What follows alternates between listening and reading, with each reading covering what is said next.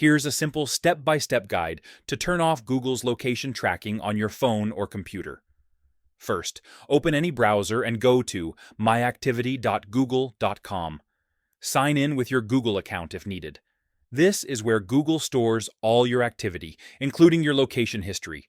Now scroll down until you see Location History. Tap on it to open the page. This setting controls whether Google tracks the places you visit with your devices. To disable tracking, turn off the toggle at the top of the screen.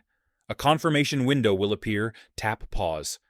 This immediately stops Google from saving new locations, routes, and device movement data linked to your Google account. If you want to erase the location data Google has already saved, tap Manage Location History. You'll be taken to Google Maps timeline. At the top right, tap the three dots. Then choose Settings and Privacy. Scroll down, tap Delete All Location History, and confirm. For full privacy, you should also disable your phone's location access. On iPhone, go to Settings, Privacy and Security, Location Services, toggle it off, or turn off location access for Google Apps. On Android, go to Settings, Location, toggle off Use Location, or turn off location permission for Google Apps individually. And that's it. You've successfully turned off Google's location tracking and deleted your saved location data.